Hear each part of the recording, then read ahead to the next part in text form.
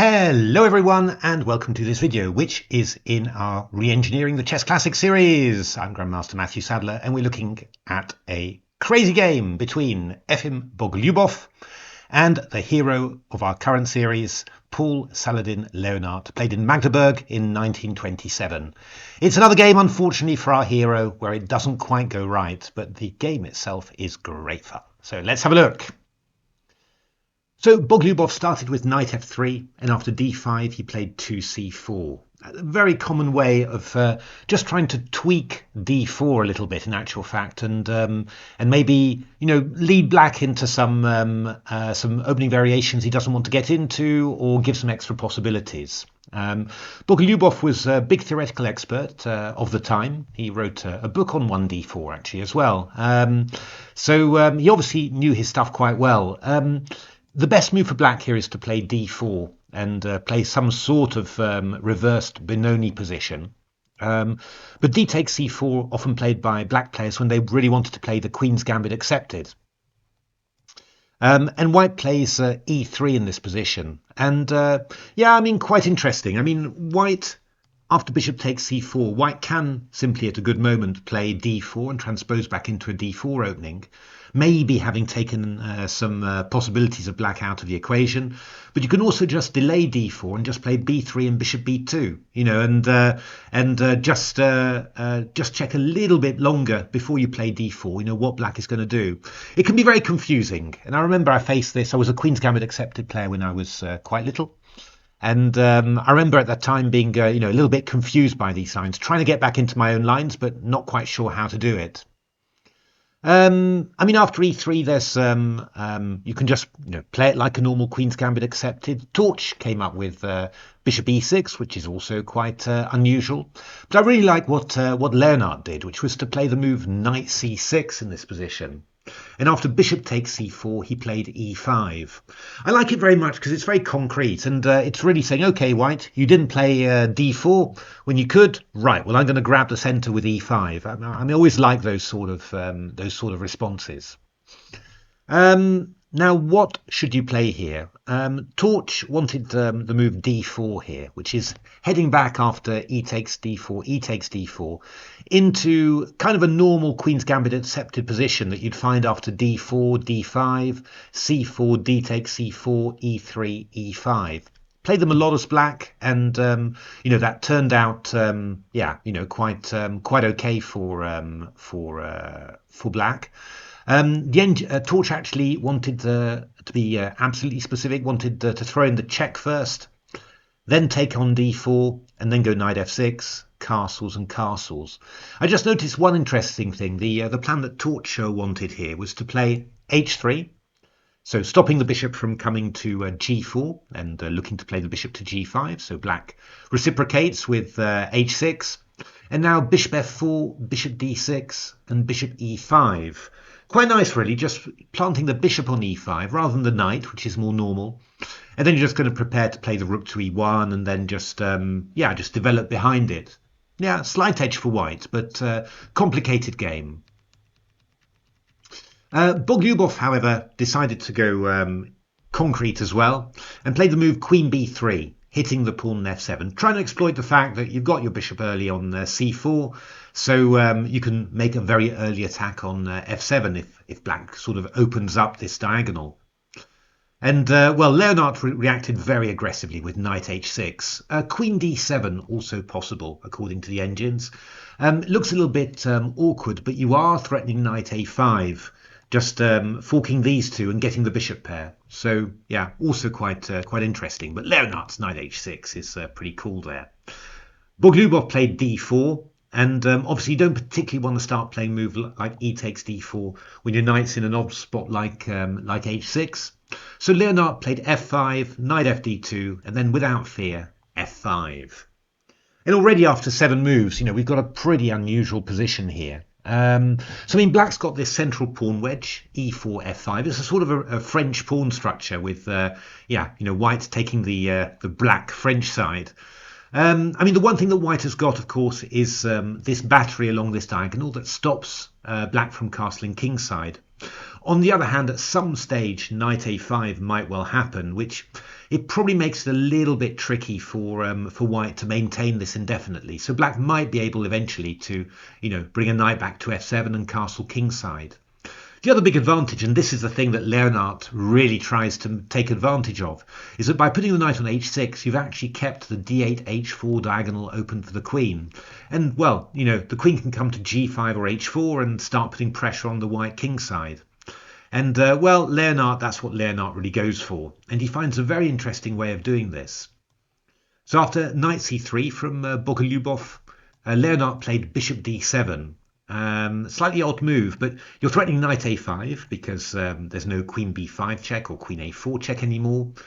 Queen takes b7, you can go something like rook b8, and then something like knight b4 when you're going to be looking for c2. The bishop on d7 is covering the a4 square for the queen. So yeah, the line that the engines wanted was to play the move bishop e2.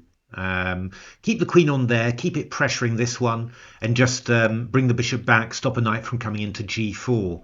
Bogolyubow played queen d1. That is understandable because he was thinking about playing some b4 to b5 to attack the knight, so he wanted to get the queen back into play. But after queen g5, the engines really like black already. So castles played. And now the most accurate was to play knight g4 straight away. It's very similar to what Leonhardt did. Leonhardt castled queenside, very nice move, but that actually gave white the possibility to play the move bishop e2. And what does bishop e2 do? Well, it stops knight g4 because then we can take on g4 and go knight takes e4. It's a little bit annoying somehow. So that would have just slowed down, black's initiative there. And well, I mean, after bishop e2, you can bring the knight round to c4, also stop the bishop coming to d6, and then you can start thinking about either a3, b4, or b4 as a pawn sacrifice. Very sharp game.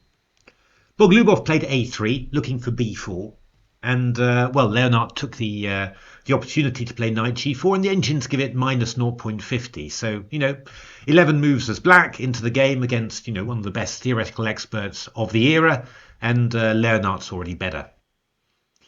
So queen e1 was played by Bogolyubow. Wants to play f4 and wants to stop the queen coming to h4. That was the idea. Leonhardt just played h5, and f4 was played by Bogolyubow. And now just queen h6, and the engines are just getting happier and happier with this. Minus 1.05 now.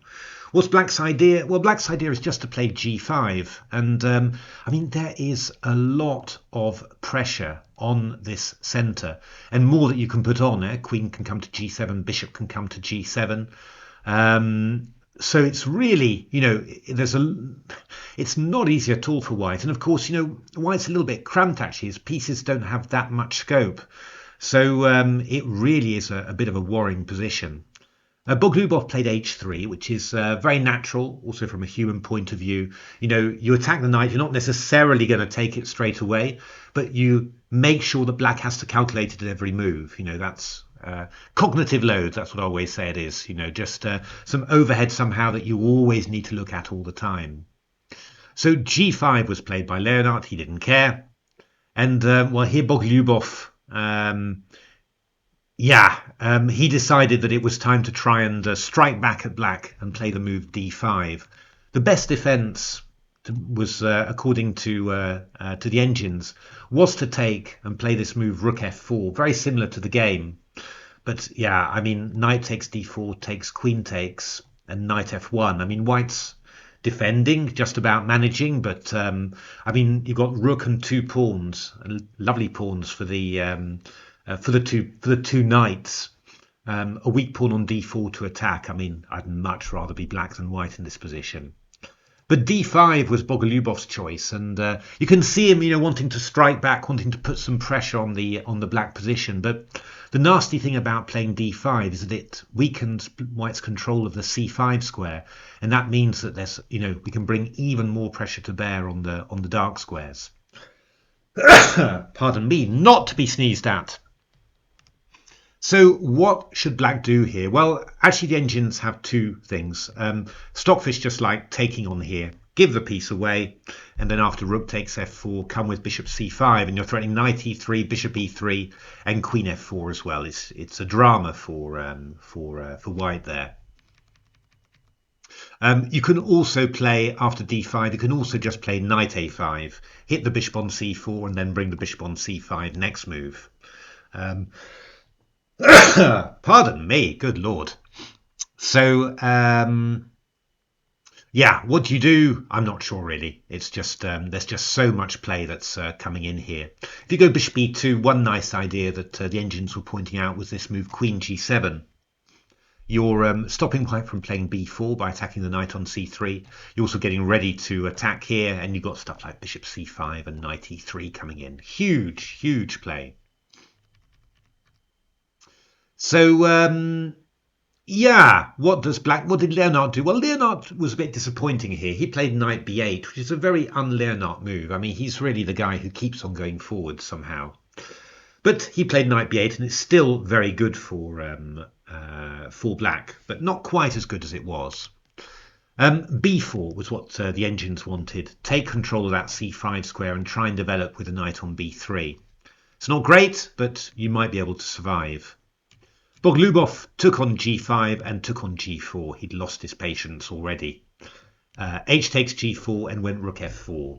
I mean, in principle, this doesn't look, this looks in the earlier line, black had knight takes d4. Now you've played d5 and knight b8. Looks like, you could have a think, well, maybe this would help somehow.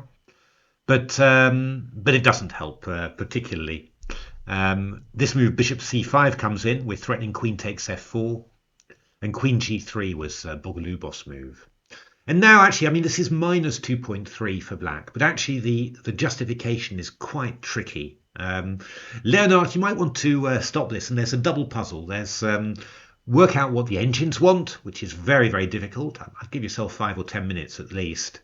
And work out what Leonhardt played, which is also quite difficult, but unfortunately a huge blunder.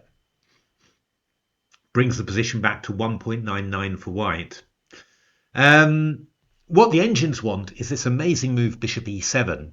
And what's the idea? The idea is that after knight f1, you play queen h5 or queen h6. And the point is the king can't escape because you've got bishop h4, pinning the queen to the king. And yeah, you are also just threatening bishop h4, because if queen h2, you'll have a bishop f2 discovered check.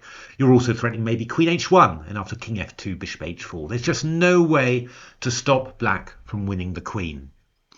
Amazing, actually. Just absolutely incredible. So, yeah, I mean, that's just basically completely gone. So, what on earth did Leonhardt come up with? Well, Leonhardt came up with something quite brilliant. He played the move rook h3. Wowsies, what on earth is that?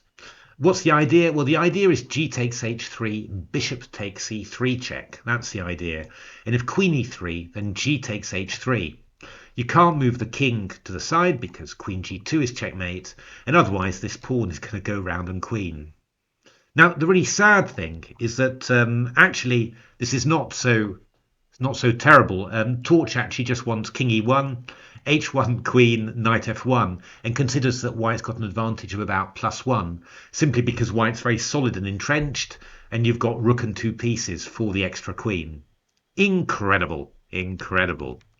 But you've actually got even better than queen takes c3. You can just play king f1, and yeah, there's just no good solution here for black. If bishop f4, I think we can just play knight d takes c4 here.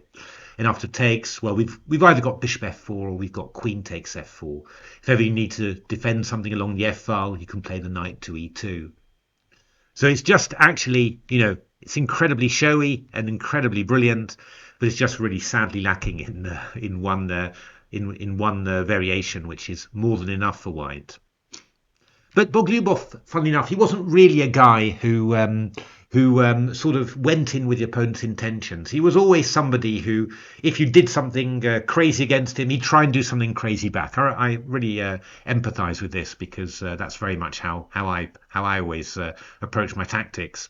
And he played the move knight d takes e4, trying to defend e3 from the bishop with gain of tempo. But this is not very clear at all, because Leonhardt took on g3, knight takes g5, and then rook takes e3. And we're threatening rook e1 check, and of course if bishop takes e3, we just take with the bishop. And if rook f2, g3, and we're threatening that, and we're also threatening that as well. Bogolyubow played king to f1, and then rook to h8, and we're again threatening very serious threat of rook h1 check.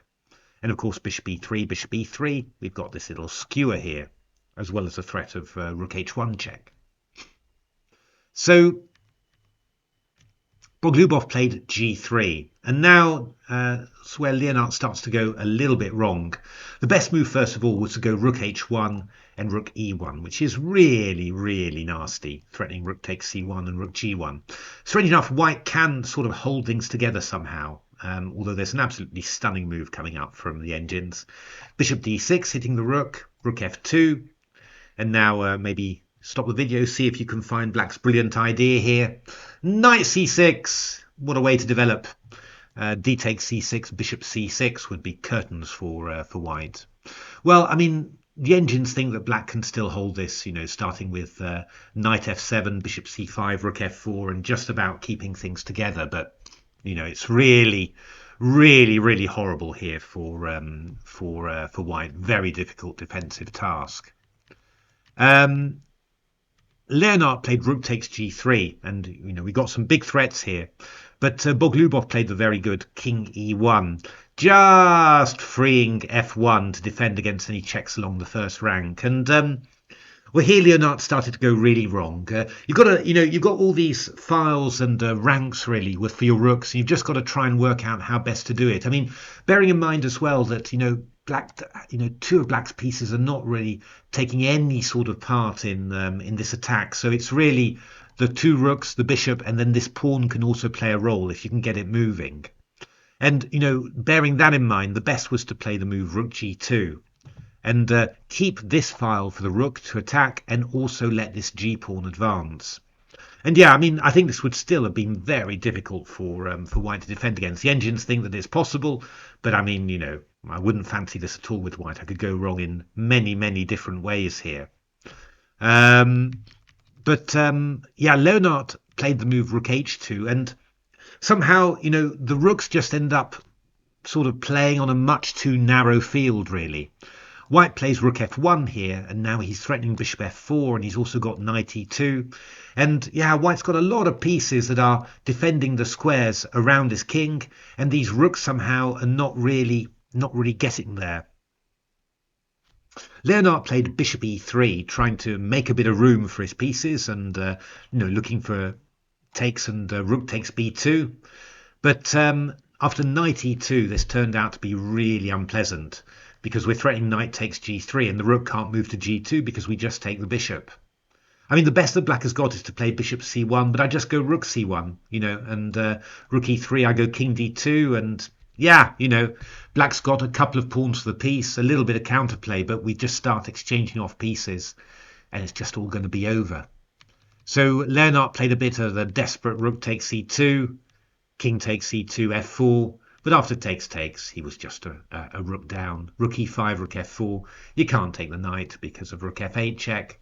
And after bishop a4, rook f8 check, he resigned. He's just a rook down for no compensation.